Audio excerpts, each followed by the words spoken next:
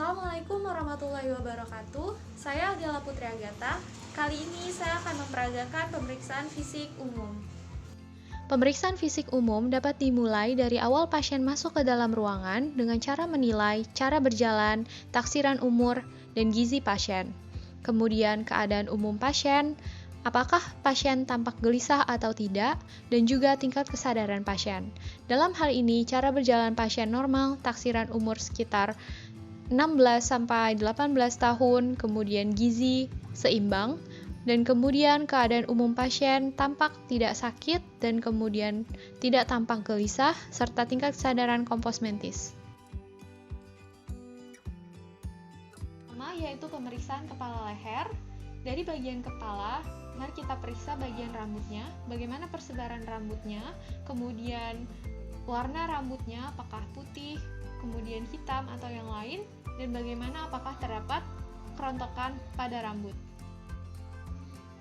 Kedua yaitu di area wajah pasien, bagaimana ekspresi pasien, apakah tampak sakit atau tidak, kemudian di bagian mata, bagaimana dari kelopak mata, kemudian persebaran alis dan juga bulu matanya, apakah tampak peradangan pada sekitar area mata.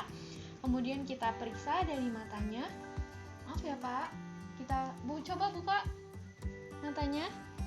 Kemudian kita periksa skleranya apakah ikterik, kemudian apakah terdapat kemerahan atau tidak. Kemudian kita periksa konjungtivanya. Coba lihat ke atas. Dan kita palpasi pada area wajah. Yang penting yaitu adalah sinus frontalis, kemudian sinus maxillaris, dan juga area mastoid, processus mastoid. Apakah terdapat nyeri tekan pada area-area tersebut? Pemeriksaan dilakukan pada bagian leher, yaitu menilai apakah ada pembesaran kelenjar getah bening. Yang pertama di submandibula, kemudian preaurikular, dan juga sekitar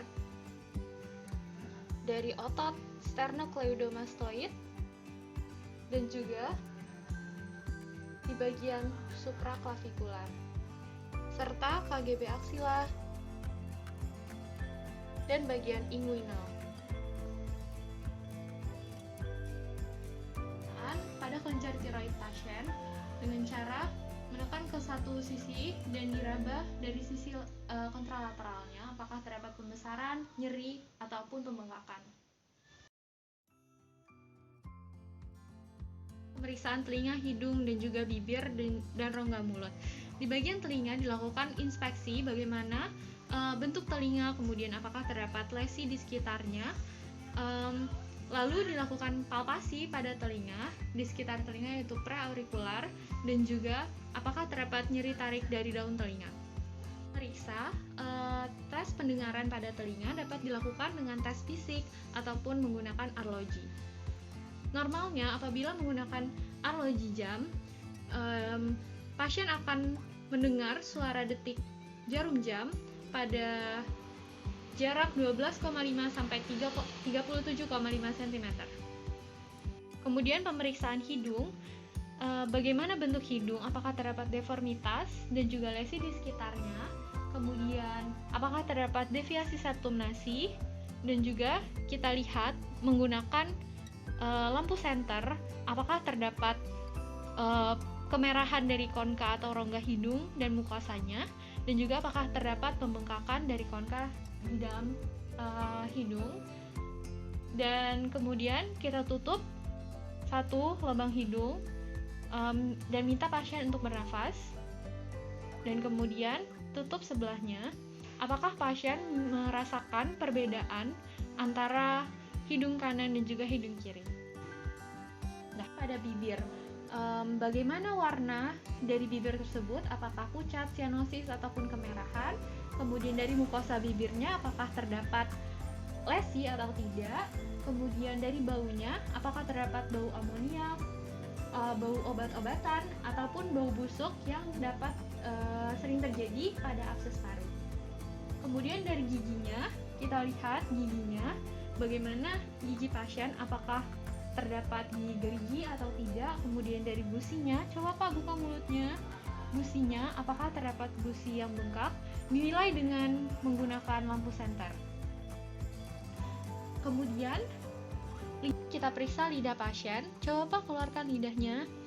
Bagaimana warna dari lidah tersebut? Apakah tampak keputihan ataupun kemerahan, atau terdapat atrofi dari papil lidah?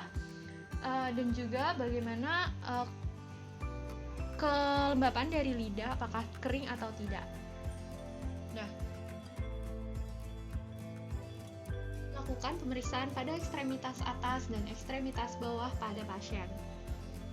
Yang pertama yaitu inspeksi dari ekstremitas, apakah terdapat deformitas dari ekstremitas atas dan juga ekstremitas bawah, terdapat tumor, luka parut, kelainan dari bentuk sendi, warna, kulit, ataupun terdapat clubbing finger pada ekstremitas pasien.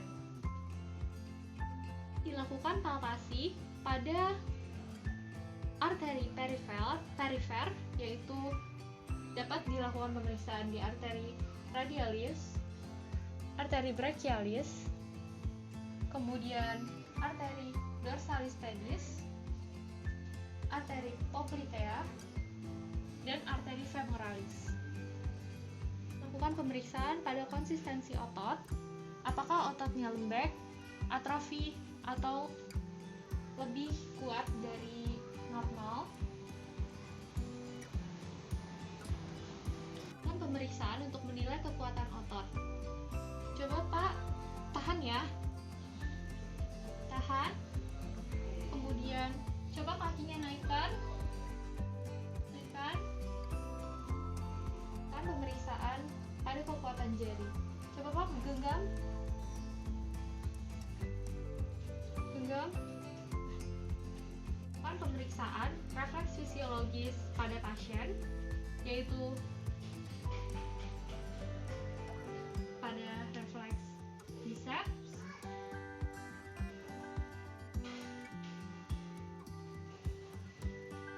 triceps, kemudian poplitea, dan juga tendon Achilles. Lakukan pemeriksaan refleks patologis pada pasien, yaitu refleks Babinski, Cadok, Gordon, Stafford, atau Gonda. Pada normal, tidak didapatkan refleks patologis yang positif. Demikianlah pemeriksaan fisik yang akan ditemukan pada pasien normal.